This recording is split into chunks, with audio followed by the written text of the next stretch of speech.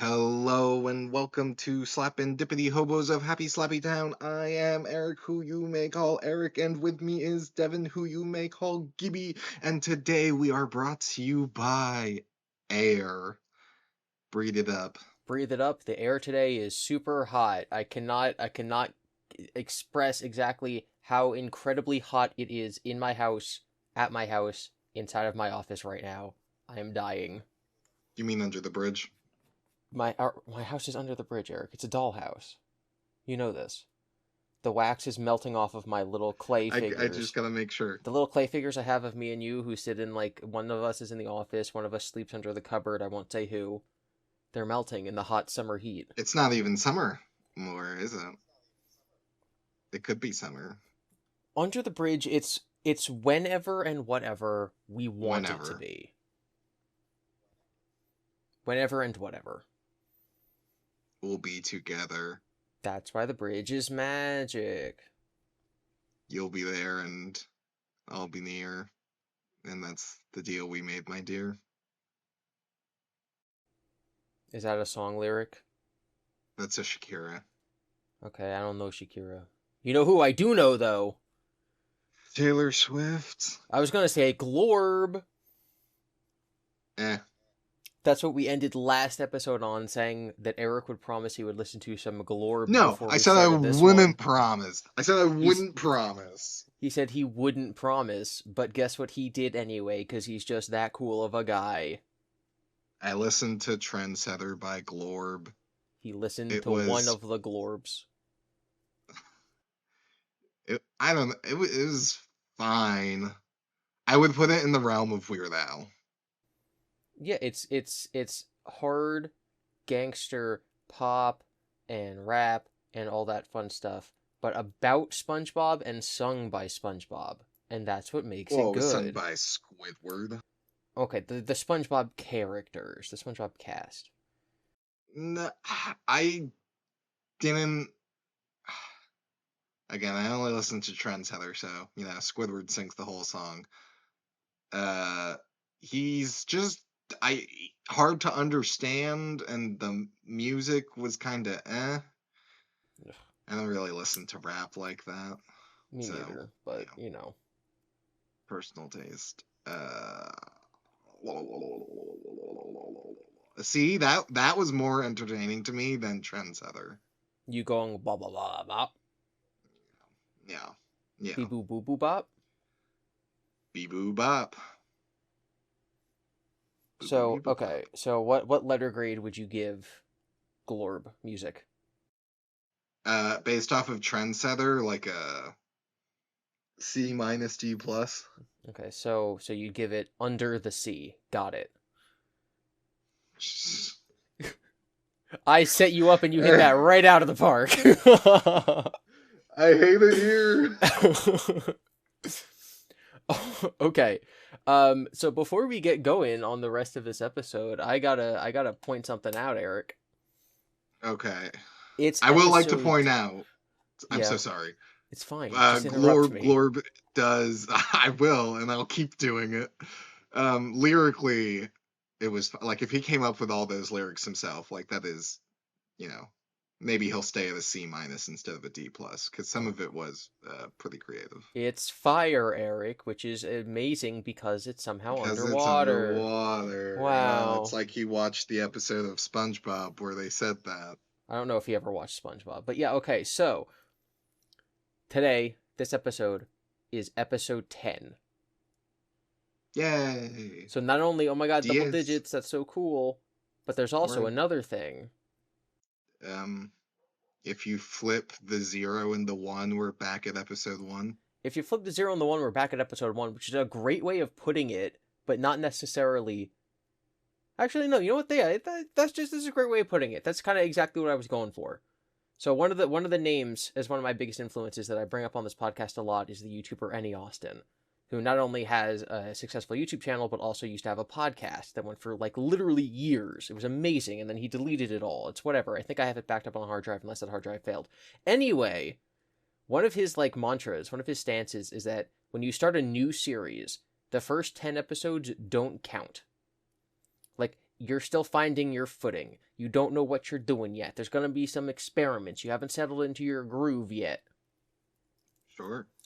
Like episode 1 of this podcast, we had a lot of world building for Happy Slappy Town.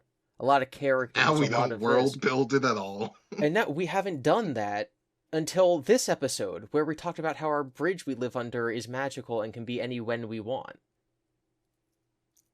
Yeah. That's just like a thing that fell off, but I do want to do more of that. But like it was something that was a concept that we initially thought up that didn't end up seeing it through. I think one of the other growing pains was we'd end an episode and be like, next time we're gonna do this, and then like decide like, oh, maybe doing that isn't the best, and we should finish our ideas within the episode itself. So like we did that a couple times, but I don't think we're gonna do it again because we learned our lesson. Okay. So I'm just saying that starting, now, this is the real episode 1. We got all that stuff hammered out. It's just smooth sailing from here on out. We're definitely not going to do any of the things we've been doing for the past 9 episodes. Any mistake we've ever made, we will never make again. Correct. Yeah. Yeah. Remember, that's what I'm hearing. Yes. And we're going to And if it was good, we're going to keep doing it. All the good, no the bad. It's just good, it's just quality. We're going to go from a C to a B. Hooray. Bees are good. They give us honey. I could be a bee. What would you do if you were a bee, Eric? Bzz, bzz, bzz, bzz. That's what I do. You fly around and go buzz buzz? Yeah. Maybe I would try and date a woman if the Bee Movie has taught me anything. What are your legitimate opinions on the Bee Movie? / have you actually seen the Bee Movie? I have actually seen the Bee Movie. It's whatever. I think it is funny, like the idea of a bee disrupting a human to human relationship is hilarious. But it's also such a nothing film. Like to me, it's like one step above like Shark Tales. And who remembers Shark Tales? I didn't watch Shark Tales. I think I watched the Bee Movie when it first, like around the time it came out. Like I didn't see it in theaters or anything, but around the time it came out, and I watched it. And then when the memes started blowing up, and you'd get like reading the entire Bee Movie script, or like people like reviewing it as serious art and literature, I was like, I don't remember a single one of these things ever happening. There's a plane at the end that almost crashes. What are you talking about? Yeah, I know what that's about. Yeah, I had no memory of the movie that I had definitely seen. I think it's a very, very bad movie. Yeah, no, I think one of the other things about it too, right, is it's a kids movie, so No. You're not allowed to say that. What? Kids movies can be masterpieces. Sure. Not that it can't be a masterpiece, but like the idea of like we're going to court, we're suing the government because this is messed up. You're seizing the means of our labor unjustly. And then there's a scene where he like surfs on a toothpick or something and gets poo water, direct quote, onto the man that he is disrupting the relationship of the woman that he is seeing. And the man goes, yeah, poo water. And I was like, oh, right. No need to dwell on this serious government, possibly anti-capitalist messaging. Let's just focus on this poo water. And to be trying to get with a woman. They're totally right. I don't know what they never explicitly say anything, but that's his plan, right? He's like, I'm gonna go into the world, realize what's happening to our honey, and then this woman comes along, and that is now my new goal. He leaves the hive to set out and find his dream, and all he finds is a woman, and then he's like, you know what? I'm gonna not get distracted. I'm gonna go for her. Have you ever heard the fan theory? So his name is Barry B. Benson. Okay, BBB. Have you ever heard the fan theory that he is the father of Fred from iCarly? The bee? The bee, because his name is Freddie Benson, and he doesn't have a father. I hate it here. No, that's dumb. It's just alliteration and a pun. Not everything's a universe. That is a legitimate fan theory that people have on the show, is that his father is the bee from the Bee Movie. No, how would that even work? It wouldn't. Speaking of the Bee Movie, iCarly, and fathers, I do want to bring an update to a story I was talking about a couple weeks ago. All right, lay it on us. Remember I told you that I watched this, like, combined 30-hour video about, like, the history of iCarly and Victorious and Sam and Cat and all that stuff. So the guy who made that video, his name is Quentin Reviews, he actually has a very long video about the Bee Movie as well. Which is, like, not surprising in the slightest. So, but this isn't about that. That Bee Movie video came out a while ago. I want to talk about the video he dropped on April 1st. So he finishes the Sam and Cat project, which is he's been doing for like 2+ years. This history of iCarly that culminates in the end of Sam and Cat. And people are like, he deserves a break. He's been doing this for so long. 2 days later, he uploads a video on his channel. It's about the history of the Beverly Hillbillies. Okay. Now, the Beverly Hillbillies are in a shared telematic universe with a show called Petticoat Junction and another show called Green Acres, right? Like, they're spin-offs of each other, right? Like, there's like a Happy Days universe, and there's the Nickelodeon universe, and there's all that stuff. So these 3 shows have like crossovers, and they're all made by the same guy, all that fun stuff. So this video is about the interconnected history of like those series and like summaries of the episodes and stuff like that. Now the twist was, while Quentin was making his videos about iCarly, his father, during that same 2-year period, was doing the same structure video essay but about the Beverly Hillbillies universe. So this video was made and narrated and written by Quentin's father. Okay. How long do you think the video is? One video. This is not a series. 30, this is one single video. 30 hours. It is 38 hours long. You ever think? No, that's just so long. So not only is it 38 hours long, it is part 1.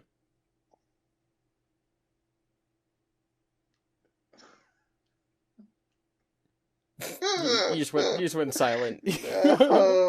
No. Are you sobbing? I'm like cry laughing. That's so stupid. Kudos to them for putting in all this work, but like, what?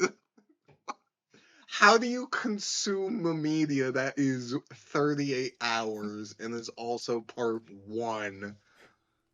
Unless the joke is part 2 is a minute long. Ha ha ha. But no, I feel like that's not going to be the joke. The joke is going to be, here's another 40 hours.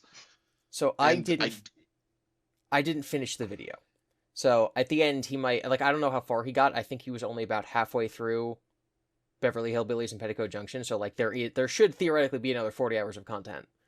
But so I didn't finish the video. I was at hour like 33 or something. And that's because about 10 days after the video went up, it was copyright striked and was forced to be removed off of YouTube. Yeah. Now that happens a lot if you use like clips of TV shows. And arguably, if you're using a couple clips in like a review or something, it's fair use, right? Like, you're not replacing the experience of watching the show, you're commentating over what's going on. Like, it's fine. And so sometimes videos will get taken down, especially by Viacom. That's the company that owns Nickelodeon. And then the other bad one is they do like a lot of anime, like whoever does Dragon Ball, like Toei or whoever owns them. So like certain companies are more ban heavy than others. The issue is that because this video is 38 hours long, and it has a lot of clips of the shows, they didn't just strike one scene. They struck, like, the entire video. Like I'm gonna this scene and then this scene and then this scene and then this scene. So we're talking hundreds, if not thousands, of individual strikes across the entirety of this video that you would have to resolve. And if at any point the company who's claiming it's their content says, no, actually it is our content, your options are go to court or just say okay. Yeah. So Quentin said it's literally not worth the hassle. He's going to like re-edit the video to take out basically all the clips of the show. It's not going to be the same. They're going to have to make part 2 totally differently. But the big important part is that I didn't get to finish the video and now it's gone forever. Yeah. It's very sad. You own nothing. Yeah, you own nothing because the big corporate overlords are like, hey, I streaming. own that, actually. The fact, you know what, Quentin could have just like made DVDs of this, mailed them out to people like they used to do back in the day. Oh, sure. Not like YouTubers used to do back in the day. And then I would have it forever. I just dropped something. Then I would have it. And it would be beautiful, but no one does the physical medias anymore. I could have plugged the DVD in to our little TV that actually isn't a television. It just has a fire. There's a little fire burning inside of an old TV under our bridge. Yep. Used our little water wheel that generates electricity. Yep. And I could have pretended to watch the rest of this movie, this video. But I can't do that now. And that makes me legitimately sad. You should feel sad. It's a loss of an expression piece of artwork. It is upsetting. Well, it's a loss of art. And it's also just like a big, like, screw you to them for like, hey, did you spend, like, if the video was 38 hours long, they easily put a year's worth of work at least into it. It was probably like 2 years, yeah. 2 years is what you said, yeah. And so, like, imagine, like, you go to your job, you do your job, you get paid, and then your boss is like, no, give me that money back, actually. You have to do it again.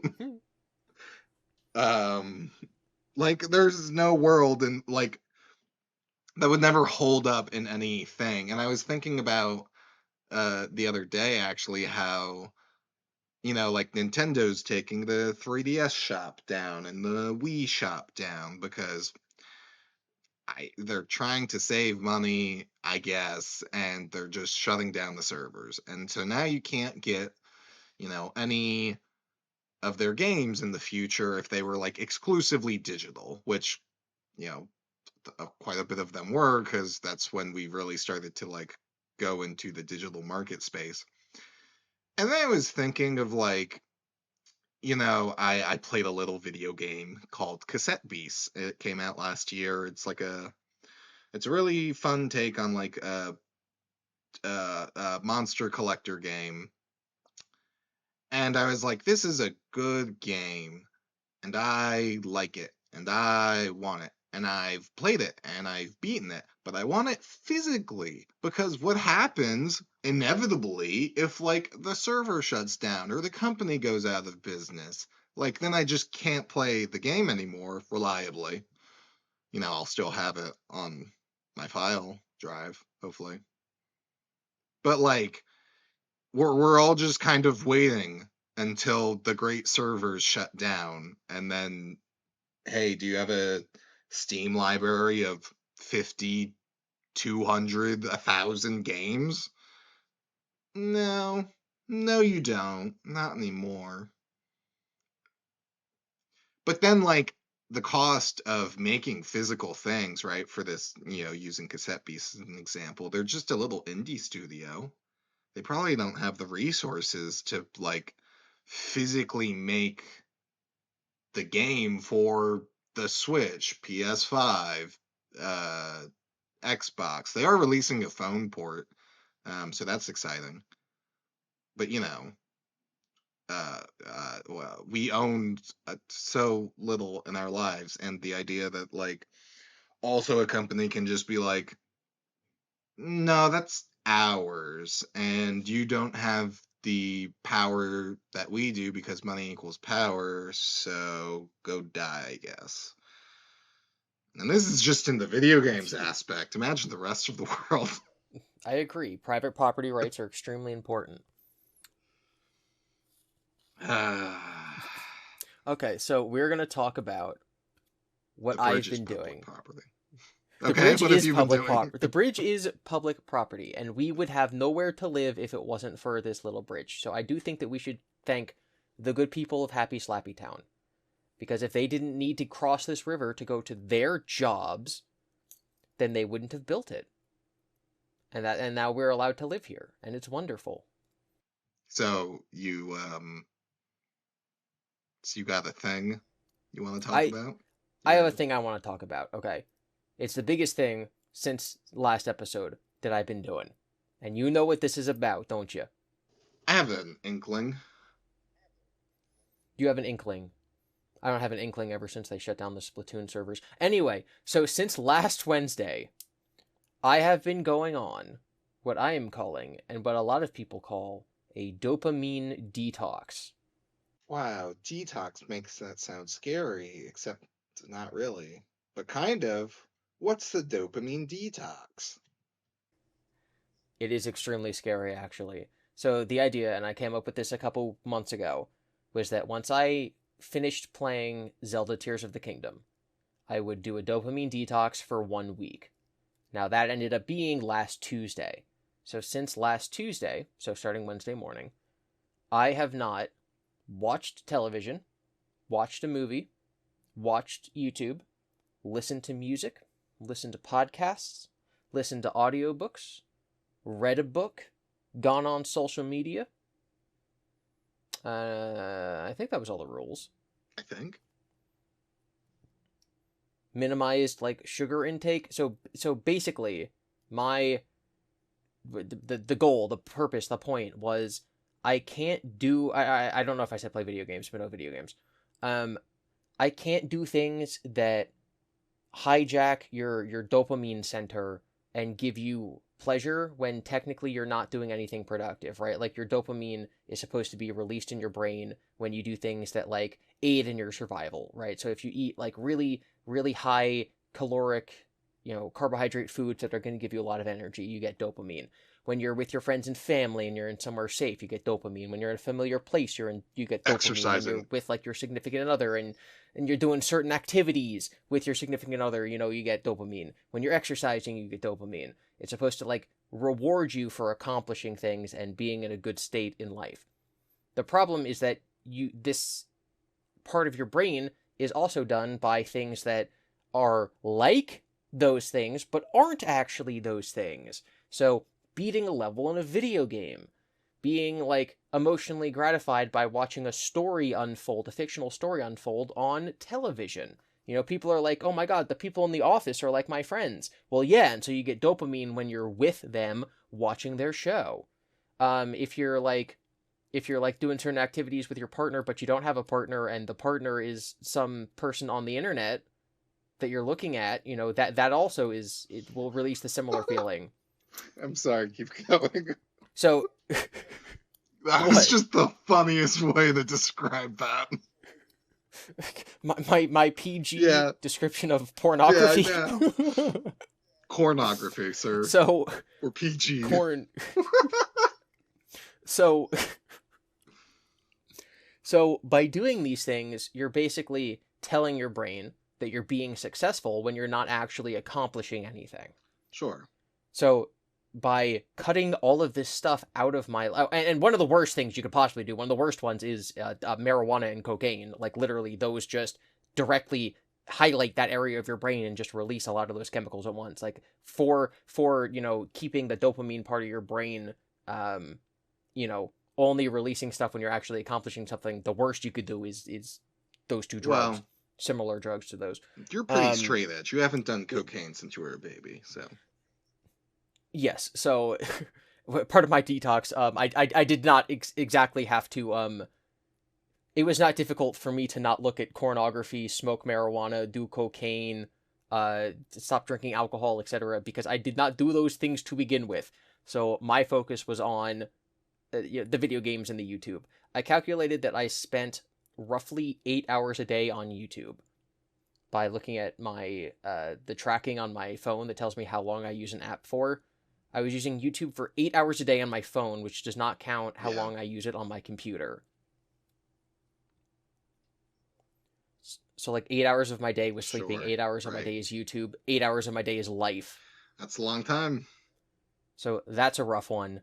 Not going on Twitter is a rough one because like it's just my default. Like I have a moment of silence. The voice in my head is coming back. Let me drown it out by doom scrolling on Twitter.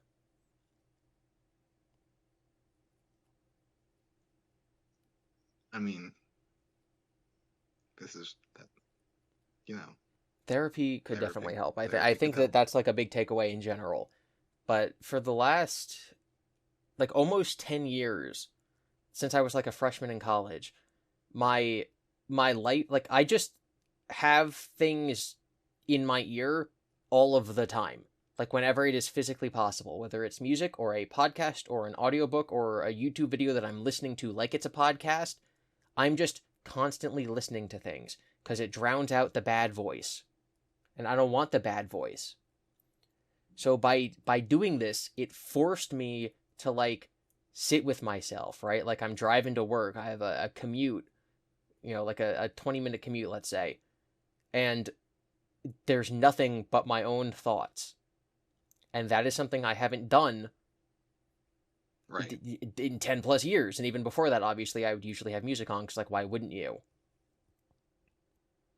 So by having to get out of bed and not immediately turn out of, get out of my mattress that's underneath the bridge and not immediately turn on my YouTube or my music and then like brush my teeth and then eat breakfast and get my car and go to work and I'm the only person in the building because I'm like opening alone for 2 hours. And so I have to walk around the building and do some paperwork and all of it in just complete silence. And then I have to go home. And I get home and I'm like, taking a shower and then I'm going to bed. I'm always listening to stuff. I listen in the shower because I got waterproof headphones. I have this this face mask, this eye blindfold that has speakers built into it. So I listen to stuff as I'm going to sleep. And so I'm just doing all of this in silence. And it's like destroying me. In a good way? Well, in a good way. I've learned a lot about myself. And I'm gonna have lessons from this that I take away. It's gonna have positive impacts. But right now, going cold turkey and allowing nothing is like, it is rough, buddy. Like I can't get out of bed because I go to get out of bed and my brain is like, okay, the first thing you're gonna do is put in your earbuds.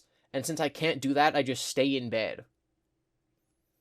I'm like, I cannot move on to task 2 until I do task 1. And task 1 is putting in my earbuds and opening YouTube and putting on whatever was uploaded overnight. Putting on my 40-hour video about the Beverly Hillbillies. Yeah. So like I'm one of the main takeaways I've had, like the first one, day 1, I'm like, you know what I'm missing in my life having not played Marvel Snap for 24 hours? Marvel Snap? Absolutely nothing. That game was eating up so much of my time, and it's just like, I don't need it. I don't miss it. Me being like, oh my god, I gotta log in to get my daily free points. Oh my god, what if I miss the season pass? Trash. I don't need that garbage. This is true. It's a great video game, and it's amazing. And if I'm ever in a situation where, like, I can play it, that's fine. But I would, like, find ways of playing it during every single part of my day. I'd be like, okay, now I'm going to sit down for half an hour and play Marvel Snap. And like, no, that's stupid. That's just a waste of time. I mean, you put value on things you want to and blah, blah, blah. But if it's just kind of seeped into your mind like a little leech and is rerouting your brain, yeah, that's no bueno. Yeah, and like, it's literally a waste of time. And it's kind of the same thing with like Twitter or a YouTube video, right? Like, let's say I have 5 minutes of nothing to do. And so I'm like, okay, I'm going to scroll on Twitter, I'm going to play Marvel Snap, I'm going to watch a YouTube video. Yeah. Well, now that 5 minutes of having nothing to do turns into, well, the YouTube video is 7 minutes long, so I'm going to have 2 minutes where I could be doing something, but I'm going to finish the video. Or a game of Marvel Snap is 3 minutes, so I'm going to play 2 games, so that's like now a minute I've lost after those 5 minutes of doing nothing, right? Because it takes 6 minutes to play 2 games. Where now I'm playing a game, Or, oh, I can't finish scrolling on Twitter until I catch up with all of the new posts. So by not doing any of those things, the moment that like I have something to do, I just go and do it. I don't gotta wait until I catch up on Twitter. I'm just like, oh, my 5 minutes of waiting for the bus is done. I'm gonna go hop on the bus. Mm-hmm. So I'm just like saving time here and there, being more productive. The other thing is that because I have nothing to distract me from the inner voice in my head, because nothing is causing me dopamine, the things that do cause me dopamine, like feelings of accomplishment, and just getting stuff done, right? I'm like, oh man, I'm craving doing something with my life, and since I can't do stupid stuff, I guess I have to do real stuff. So I'm like craving sitting down at my computer to make videos. Because when I finish a video, I get that feeling of accomplishment. When I upload them and I read the comments and I'm making money, I get that feeling of accomplishment. But it's real because I'm producing a product, because I'm getting money, because I'm engaging with real people. So I made 3 entire videos in one day that literally would not have been made because I would have just wasted all that time doing nonsense. Uh-huh. So I'm just being more productive, and I'm more fulfilled. Like looking back, I am more glad that I made those 3 videos than I would have been if I was 7 levels higher in Marvel Snap. Yeah. Yeah. Um, I've also just like the last week of my life has been like the longest. It's not even been a week yet. It's been like 5 or 6 days.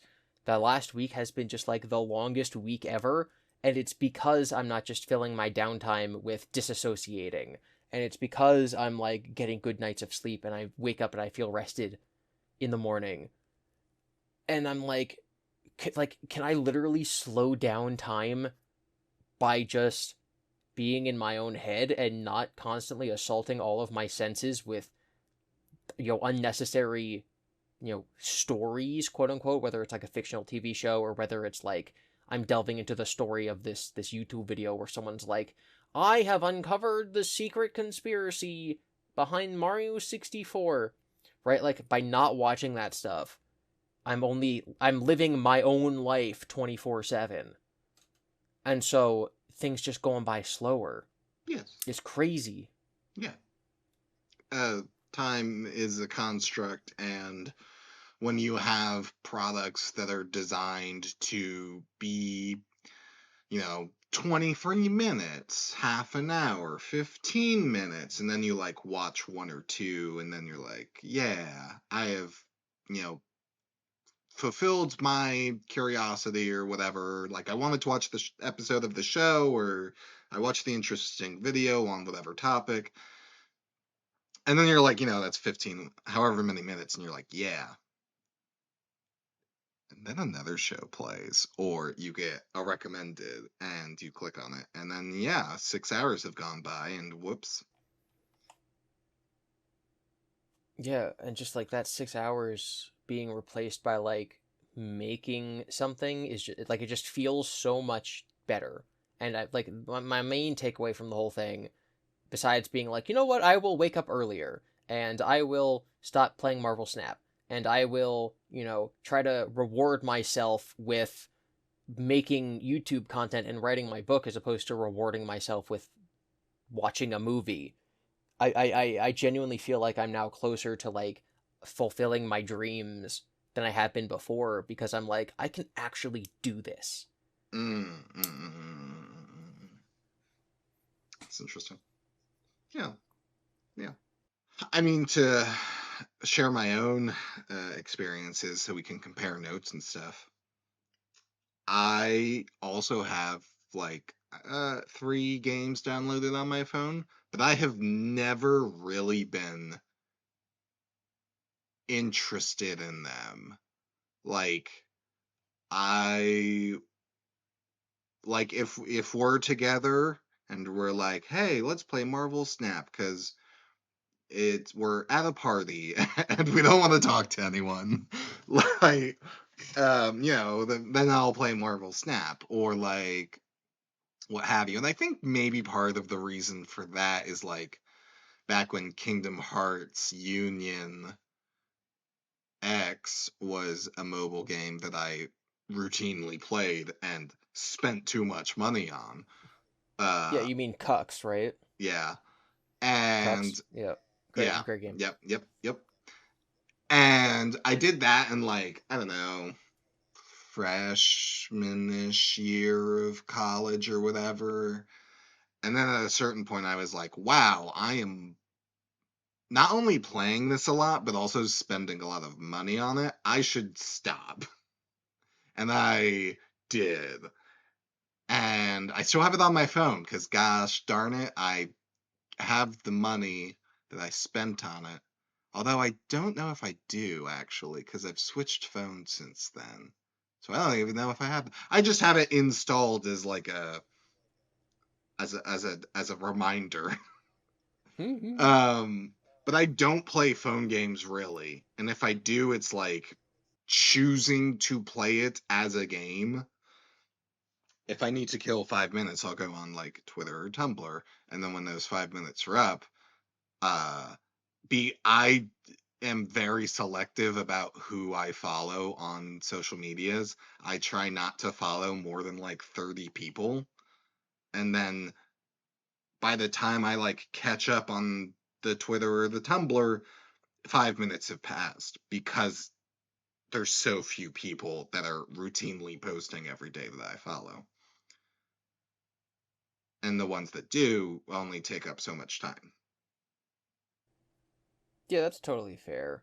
I found with myself that like if I want, let's say I want to be on Twitter for 20 minutes and I catch up with like all the things that I've caught up with. Or it's even the same with YouTube, where it's like, okay, I've watched all the new content, but I still have time to waste. So I'm going to go and look for like new things to be interested in. I'm going to go look for new videos in like the recommended tab of YouTube and Mm. then like subscribe to that channel. So next time I have another channel's worth of content to watch. And that's how you balloon to having just a million subscriptions. I calculated last night that my YouTube watch later playlist just from these 5 days of not being on it. So this is only from people I'm actually subscribed to is currently 16 hours and 45 minutes long. 16 hours and 45 minutes long Videos that I've missed out on for 5 days. 5 days. Yeah. Yeah. You can call me whatever name you want. I don't I call subscribe you to Eric. people on YouTube really because the algorithm is so good at being like, hey, they posted a new video. Are you gonna watch it? And I go, yeah. And I That's am crazy to subscribed. me. Yeah, so I am only subscribed to like a handful of people because I was like, I don't think the algorithm will bring you back to me, and I want you to stay. So so I will subscribe. I should maybe be a little better because hey, comment, like, and subscribe, please. Um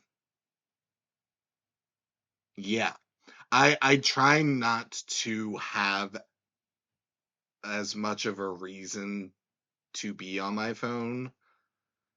Of course, I still fall into the same trappings of like, no, there's Spotify. I wouldn't consider Spotify a trap per se. You just have to be very intentional with how you use it. Uh, the trap for me though is like scrolling on YouTube on YouTube Shorts. It just sucks away hours, especially at like night, right? Where you're like, oh, it's 10 or 11 o'clock, but I'm too tired to like play a video game or read a book, and I don't want to like commit the brain space to watching like an hour-long episode of a show. I'll just open up YouTube and ooh, a new short. This looks interesting, and then you watch it, and then you scroll, and then you're gone, and then your brain doesn't belong to you anymore. uh, but I am curious of like I mean, so one of the other things that I can like relate to as well is like I have not done a dopamine detox. I don't know if I will, at least in the near future. One of the things though I get is like, hey, slight update. You know what's kind of lame? Going to the gym. You know what's kind of great? Going bouldering. Love that. So I go. I've been going consistently for like a month at this point, like at least twice a week, and I'll go with friends, and it's so much fun. For me, bouldering is like, half puzzle, half mental puzzle, half physical, like executing the puzzle.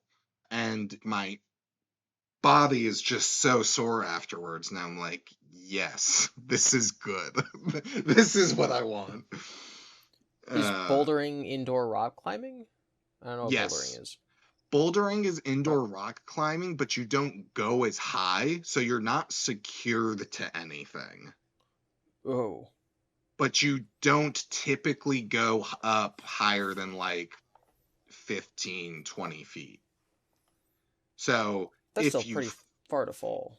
it's, yes, that's why you should only do routes that you are comfortable or confident that you can do. Because one of the other thing, like, if you're like kind of confident and then you drop halfway, that's only like a 5 foot fall, and that's not too bad.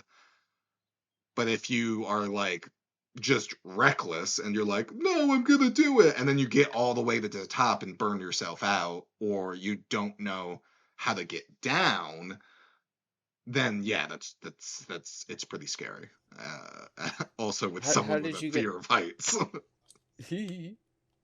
how did you get introduced to this activity? uh, my friend from high school introduced me to her friend from college because she needed friends. And she was like, hey, do you want to go bouldering? And I was like, yes. I don't know what that is, but yes. And then I Googled it and I was like, oh my gosh, it's rock climbing.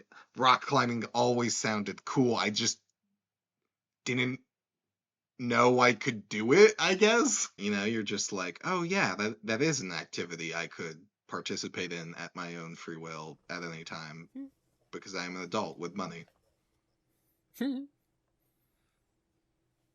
So there's like you go to like a rock climbing place and you just climb your rocks? Yes. Wow. Yes. But I bring this up because, like, I get my dopamine from that. And then I have, like, you know, a long commute back to the bridge. And I'm like, well, we're going to listen to music or an audiobook or a podcast or whatever because, bah, bah. Yeah, and you're just like chilling. Yeah. One of the I specifically spaced out this week, um, so I'm not gonna miss the finale of Star Wars: The Bad Batch. But there's a lot of and I already finished like recent shows that are coming out, like Fallout and Invincible season 2. It's like I watched all that, but what I'm finding is that people at work are talking about like, oh, since I'm also caught up on TV shows, I just started watching this thing from last year and it's so good. And then someone else is like, okay, I'll check that out tonight. And I'm sitting there like, if you're still interested in that in a week, I'll check it out in a week. But like, you're probably going to be on to like three The shows next from now thing. before then, because everyone at my surprisingly, people who work at the movie theater are really into movies and television, and so they just like that is their hobby, and they go home Yes. and they watch them, and then they come to work and then they talk about them, and I'm just sitting there like, I would really love to watch that show in a week if you still care about it, which I know you won't. Right. And I think, I don't know, it is. So part of the dopamine detox that I kind of disagree, but I understand why. So, you do you, and also you have 2 days left of it now, is like reading a book.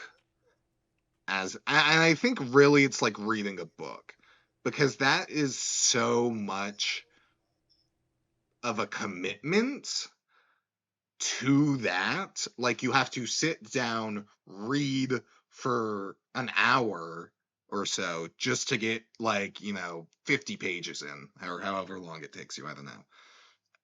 And like that is a very I feel like balanced way to, like you read 2 chapters and you're like, and I'm done, you know. The reason that I like decided I can't read books, or the reason that I cut off all social media and not just Twitter, which is like the only one I really use, is because I knew that if I'm sitting there and I'm like tweaking, right, like I'm like, oh my god, I gotta do something right now, that I would what would have happened if I allowed myself to read books this week is that I would have read like 7 books. But since I can't do that, I got to go down the ladder of like, I want to do this. Well, I'm going to cut myself off on that, which makes me want to do this, but I'm going to cut myself off from that. The only thing I'm allowed to do that's satisfying is create things. So because I can't read books, I'm writing my book. I'm writing scripts for my videos. I'm editing a video. And so at the end of the week, I'm going to come away having done more work than if I had just spent that time doing entertainment things. But the thing that separates this from me from I think a lot of other people is that I love that aspect of my work. I love making videos. It's not like I'm like, no fun this week, only work. I love making my videos. It's so satisfying, it's so gratifying. It's creative. It's what I love doing. And so by making myself do that, I just come away and I'm like, that was amazing. Was it as good for you as it was for me? Wow, wow, wow. And speaking of that, you know what's as good for me as it is for you? What's as good for me as it is for you? LeGrand Chase. We'll be back after the Okay, I'm break. gonna have to cover my ears. I'm gonna have to cover my ears, but you can play it.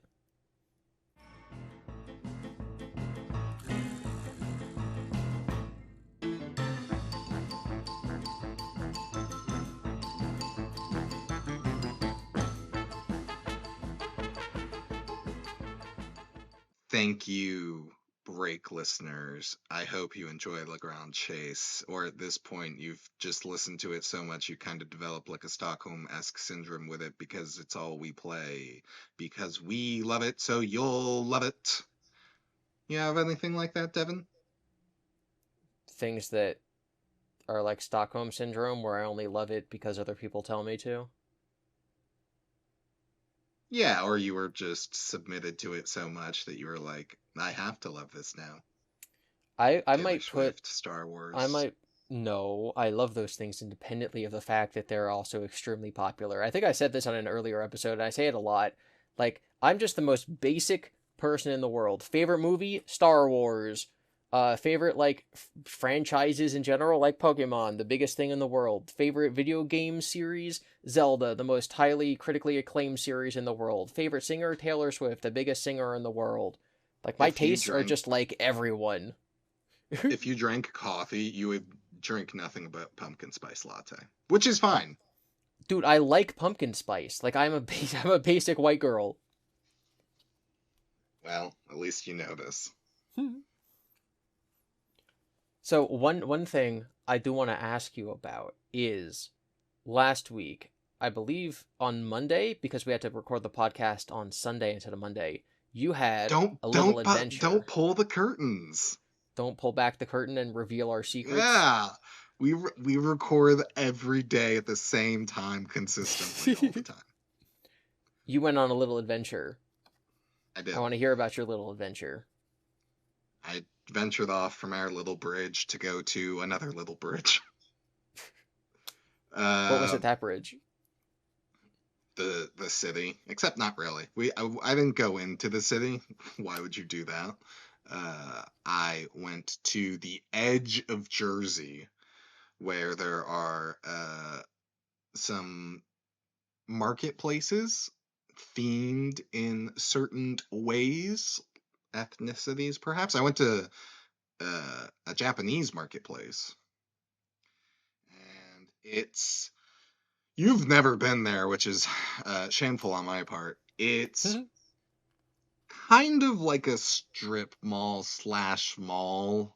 Like it is a the main building has a food court, it has a grocery store, and then like outside of that building, but next to the other is or next to that rather is a Daiso, which is kind of like a Japanese style Dollar Tree-esque thing. There's a salon place if you want to get your nails done and whatnot. There's like a uh, Japanese hobby store, so it has a lot of like model kits of like mechas or a lot of like clothing, be it traditional or modern. They have like, authentic imported from Japan like tea sets, things like that, plush. And then there is a bookstore, a Kinokuniya, which is just has your Japanese books more or less, as well as other things, Korean manhwas and such, I'm sure. What does that translate to? What, manhwa? No, Kino, whatever. Kinokuniya? I don't Yeah. know. It's just the name. Okay. So I went with some friends. I got ramen because that's all I will get from that food court because and Devin, you won't get this and maybe it'll gross you out a little even. I'm sorry, but I have to. I get ramen and I get extra pork. And this time I got extra pork because I haven't been in so long. And it's so good. It is the best like pork in the round. It's just it absorbs the flavor so well and it's so tender. It just falls in your it's so and no now this is what might gross you out. I've tried looking for this pork. I can't find it. In the marketplace, this Japanese marketplace, I can't find it, which maybe they just sell out really fast. But it's pork cheek. The cheek of the pig is the pork that I love so much. Like the mouth cheek or the butt cheek? Mouth. Okay. And that's why because no one sells the mouth cheek of the pig that I can find at least.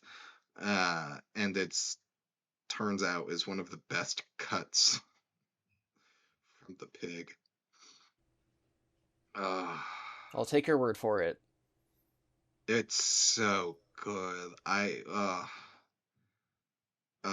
Beautiful. Anyway, I also had to do a little bit of gift shopping. My brother, Jesus, who is not his name at all. No, it's the real Jesus. The real Jesus, the one that is allowed to take the wheel. I learned a thing about that actually. Okay. Anyway, I'll finish this up super quick. I had to get him a gift. He really likes this duck that he is like an emoji sticker that you use on your phones, but he could never find it. And I was like, that duck is from Real Akuma, which is a show, an anime even. And he was like, cool, I don't know what that means. And I was like, that means you're not going to find it anywhere outside of like Japanese specific stores because it's so niche. There's no way you're going to find this in an American store. Or like, a Walmart or a whatever, a Squishmallow. So then I went to a Japanese marketplace and I was like, oh my gosh, they probably have the thing. So I found like a sticker of it and I was like, okay. And then I found a bookmark of it and I was like, I guess this is fine. And then I went into the store that had the plush and there were two of these ducks and it was like, one was $50 and it was like the size of a small dog. And then one was like $100 and it was the size of a medium dog. And I was like, yes, I will buy the smaller one. Thank you very much. And so now he has achieved his duck, and so whenever he uses the emoji sticker, he can turn and see the plush that I got him and be like, "Wow, it's that duck." That's I a then very also good story. proceeded to buy like 10 volumes of manga. I don't have a problem. Oh no! Okay, what did you get? Things I would know. Oh, you got Berserk, didn't you? No, Berserk is expensive. My family can get me that as gifts. Oh lordy. I got mangas I don't think you would know at all. Uh, I can give you brief summaries of them if you want, as I Okay, tell you what I bought. sure. Well, I bought Spy Family. That one I you know that probably one. know. I know that one. The movie's in Yeah, the theaters right now. yeah. So I bought the most recent volume of that. I bought two manga of the series Yakuza Reincarnation, which is about an old man who was like from like the Yakuza days when like honor was super big, and there's that kind of like romanticism about it, kind of like the mob had. And so he dies and is reincarnated in a fantasy world, and he reincarnates as a princess. So he applies his like mafia style knowledge to like running a kingdom. And it turns out like, you know, and the kingdom happens to have a lot of crime in it. So he's actually kind of qualified to like do like his methods are effective. So that's interesting. I find at least. And it's not weird that he's like a princess or anything. He's just a princess. Whatever. Um, what else did I buy? I bought the most recent volume of My Dress Up Darling, which is just a high school rom com. Because how dare you want an adult rom com? We aren't gonna make it. And then I bought a new series which looked cool. I forget the Japanese name off of the top of my head, but I believe the English name is uh Primal Gods and Ancient Lands, I want to say. Don't quote me. I'll have it in the descriptions maybe. I'm And pretty that sure is the about a title of monk. this episode has to be Primal Gods and Ancient Lands. Lols. Just to quote you specifically. Oh no, don't do it. It's about a monk who is traveling the lands, and there's gods just running around. I haven't read it yet, but the vibe I got was like Greek pantheon-esque. So like some gods are gonna just mess you up, some gods are helpful, etc. So this monk is traveling the lands, and he like finds two orphans and is like, "I can't let you die. Travel with me." And they're like, "Okay, Tujeone, Mister." Primal Gods in Ancient Times. Did you found it? Yes. Amazing. You were close. And then I also bought Kowloon Generic Romance, which is about a generic romance in the city of Kowloon, which uh, is apparently very. When I said they don't make adult rom-coms anymore, they don't. This is just an adult rom tragedy, it seems. Romtrage. Yeah. Romeo and Juliet. And that's what I bought. That's legit. You wanna Thank know you, what I thank read you. this week? And what did you read this week? Nothing, Eric. Pay attention. What do you mean? You read Lorcana cards. I did read Lorcana cards.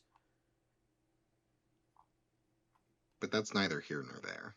No, Wait a we've been minute. playing a Wait a lot minute. more Wait a minute. What recently. do I have to explain? Okay, sorry, really quick because I can't be called a liar. Okay. I learned from my insurance that as long as any car is insured, anyone else can drive that car, and then whoever owns the insurance on the car, your insurance will most likely just use that person's insurance for if like an accident occurs or anything. Or they'll like find some middle ground and collaborate. So That is Jesus what my is insurance allowed agent to told me. take the wheel. Yes, everyone's allowed to take the wheel as long as the Yes. car is insured and you have a proper driver's license. That's amazing. And I got that from an insurance agent, so if that's wrong, I don't know what to tell you. This is not legal advice. This is not legal advice. Do your own research. Trust no one. Only trust cryptic symbolism in your dreams. So we've been playing a lot more Lorcana in the last couple weeks. We have. It's amazing. Since our excursion to the mall, I have now made a deck. You came to my house, and my brother was here, and we were like, okay, you are learning this game, sit down. Sat him down, he played some games, crossed his arms, shook his head, looked at us, and said, this is the greatest thing ever. Yes. We've been playing Magic the Gathering for 14 years or so now. And then before then, like when we were Uh, kids, I know that we played like Yu-Gi-Oh and Pokemon, but Lorcana just like out the gate, so good. So good. yeah, yeah. This is the Disney I branded trading card game that came out a couple like almost a year ago, I guess. roughly. I think one of the things that, and maybe this is just my perspective as an adult because time is linear and you can't do anything about it. When I was a kid and made Yu-Gi-Oh decks, I was like, naturally you put in the strongest attack and the strongest defense monsters, and then you play like spells and traps to get rid of other people's monsters. And that's it. And that's all you need to do. And then like the next generation of Yu-Gi-Oh came out and it really focused on fusion, and then you can make your weaker monsters into stronger monsters, and I kind of kept up with that and then I stopped. I never played the Pokemon card game, and I picked my decks slash playstyle for Magic the Gathering because I was so into Kingdom Hearts. I was like, I'm gonna play black and white and I'm just gonna make that work. And I did. But now when I made Lorcana, and it was the first time I really like sat down with a card game I didn't know, as an adult, I was like, amazing. I just pulled this card. I will build a deck entirely around this and build it with synergy. And then I did. And it was very big dopamines. I think And then I made another deck. because it's so new and the card pool is so small and there's nothing like super overpowered. It's just very fun to go in and be able to make whatever you'd like, which hasn't been the case in Magic for decades. Yeah. And the same is probably true with Pokemon, and it is true with Yu-Gi-Oh as well, of like you're either running meta or you're crying or you're playing casual and you don't care. I do think to an extent though, I do want to go to like competitive scenes for Lorcana because we've just been like playing at Under the Bridge and all that stuff, and I'm like, what are we missing? What's show me what I'm not seeing. Give me your magic eye, and I'm very curious to like how far off on the mark are we with deck building? How far off on the mark would we with a are we with like, oh, this card's super good, and everyone's like, well, actually, it's kind of bad because whatever thing. Yeah, you got to open yourself up to new like points of view, Possibilities. Yeah, possibilities. I think, and also 100% of what you said. Like, there's only 600 cards. There's 6 colors, roughly, give or take. So there's about 100 cards in every color.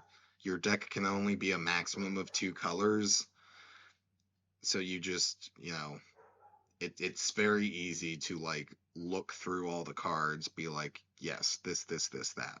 And then if you do that too fast, like I sometimes do, you go, oh my gosh, I didn't even see this card when I was looking earlier. This is so good. So yeah, if you end up going to a Lorcana tournament this week, then we have something to talk about. And if not, we can just do it sometime in the future. Oh no, I'm doing the thing that we always said that we wouldn't do.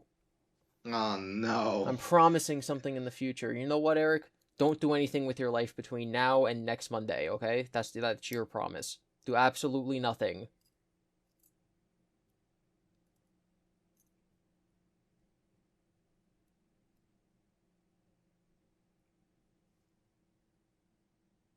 See, you're supposed to say no promises. I was setting you up to say no promises because that was the deal. I couldn't hold my breath anymore. I'm sorry. I was like, I heard the dog barking in the background. Did he like run off to go take plastic out of its mouth? No, you said do absolutely nothing, and I sat here and my heart kept beating. I couldn't stop that. I And apologize. I held my breath and just stared. I didn't close my eyes. Okay, I'm I sorry. do I can't do that. I do want to talk about one No more thing I promises. did this week before we sign out. Okay. So I was invited to go to the park by one of my dear friends from work. This is the same person who I keep going to Applebee's with. Okay. And he's like, hey, do you want to meet up and have like a writing session in the park? Like we can all bring our laptops and we can just write stuff. And I hear this and I'm like, that sounds like a legitimately terrible idea. Like if I want to write, it's going to be at my desk with no distractions, sitting outside with like mosquitoes and like it's hot and it's windy and you're either on like a hard wooden bench or on the ground on a blanket. Like I could not think of a worse place to try to write. But I'm also in I this mean, phase where I'm like, I'm gonna try, like, he's inviting me there. I'm gonna go. Worst yeah. case scenario, I don't write anything. Like, and then what did I do? Oh no, I spent 2 hours in nature with my friend. Uh-oh. Yeah. So I'm going, Yeah. and he's bringing one of his other friends from high school. And huge, weird coincidence, his other friend from high school also Super into worked, bouldering. also super into what? Bouldering? Oh, no, no, no. She worked in a similar field as us a couple years ago. And she worked in a movie theater. And when her movie theater shut down, she started working at our theater, just completely independent of the fact that she was friends with Ryan, my friend from work. So like we worked with her for a couple weeks, and then she's like, "Well, since, like this isn't really where I want to work. This isn't like I don't live around here. I just moved here because like there's another theater, so I'm gonna go get a real job." So I'm going to the park with my friend Ryan and his friend, and I'm like, I have actually met this person before. I've actually worked with this person before, independent of the fact that she's friends with Ryan. So I go and we meet up, and there's all this drama about like Ryan's GPS brought him to the wrong spot, whatever. So we meet up and we say hi and we all chit chat, and then we walk down the road, and we're going to like find this bench, and we get a little down the path, and Ryan's like, "This is the wrong park. When I invited us all here, I was thinking of a different park with a different bench I wanted to go to. I don't know where we are." Okay. So we're like, okay, well, we're all holding our laptops walking down the dirt path. I guess we'll just like find somewhere. And we did, and we found a nice table, like a wooden picnic table, and we sat down and we wrote.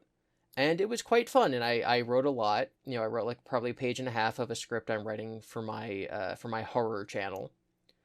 And then they were writing, the girl, his friend, was writing like a comic book, and then like Ryan was outlining a novel he's working on. But he would also like stand up and then like go look at the river, or like we talk about, he's like, I need to listen to music, so he put on Freebird, and so then we're just listening to Freebird out of his like crackling phone speakers in the middle of the woods. And it was a very nice experience, and it wasn't like the most productive thing, but I was able to write while also having conversations with, my friends. And it was just like a really chill atmosphere. And so I'm very glad that my preconceived notions about this activity were totally wrong. Hooray. Yeah, very, very fun. Yeah, I mean, yeah, outside can be a little awkward, but like overall, as long as you have a quiet place to write, I think any place is a good place. Yeah, like I'm used to writing under the bridge where it's like silent as opposed to like in the woods, you know? Sure. But then you listen to the chirping of the birds and you go, what if there was a Birdman in my story? And what if the Hmm? Birdman,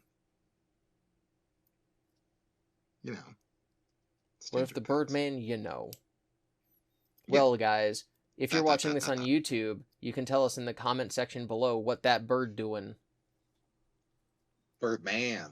What that Birdman doing. You can also write in some fan mail, slapendipity@gmail.com.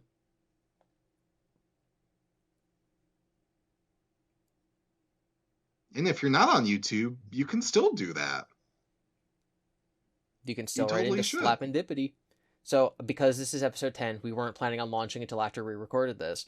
But now we officially have our artwork, the artwork that you're going to see in the background if you're watching this on YouTube, or it's just going to be like our icon, our avatar, our profile picture.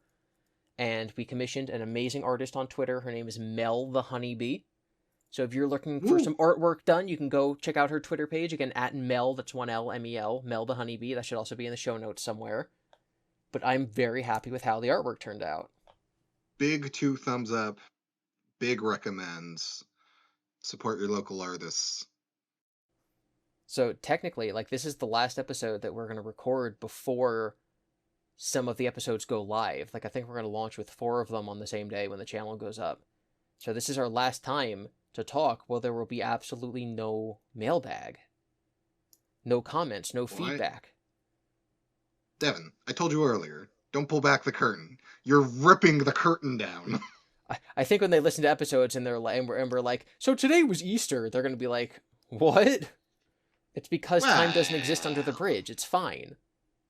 we can go whenever we want to. We can be whenever we want. That's why there's like this weird desync between what we're talking about and you guys listening to this. It's the magic bridge.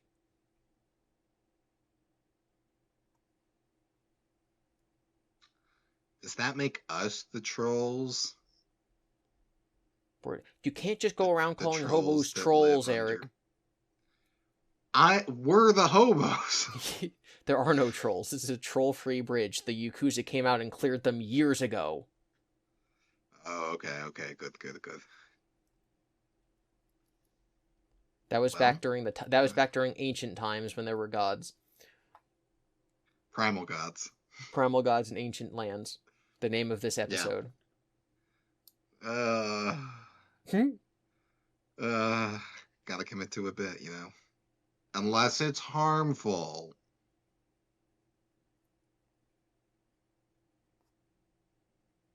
If you could be an ancient god in a primal land, what would your domain be? Like what would I like rule over? Like, oh, the sun or the Yeah, underworld or something like that. you can also include concepts. I'm gonna say that I would be like just because we were talking about this yesterday. One of our friends brought up how there's an experimental role playing game, kind of like Dungeons and Dragons, where you're supposed to come up with a character, and he described it as being similar to the Yu-Gi-Oh anime, where like you come up with a character who has some sort of like card deck, and then like you play other people, but it's more role playing than it is card game. And he said, like, Devin, if you join us, you can do whatever you want. Like, you can have Blorga Blogbo, and your Blorga Blogbo can, like, do whatever you want it to. And I'm like, that's awesome. So I think I would be the god Blorga Blogbo, and I think I would be the god of collecting things. Okay. Nice, So nice, someone nice. throws a penny in a well and says, oh, great, Blorga Blogbo, I really want a shiny rock because I have a collection of shiny rocks, and then I choose whether or not I want to grant him that wish.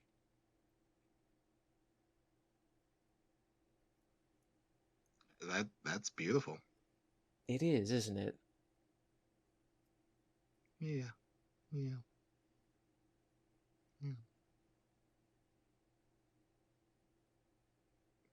All right, well, I guess LeGrand Chase will have to do. Not that you want to be reciprocal. Make sure to leave what god you want to be in the comments below, and we'll see you next time on Slapendipity, Hobos of Happy Slappy Town. I'm going to plug my ears, and then we're going to leave with Legrand Chase. My joke answer is I would be the god of Legrand Chase, and then the artist would be my right arch hand angel. Word vomit, everyone. Goodbye.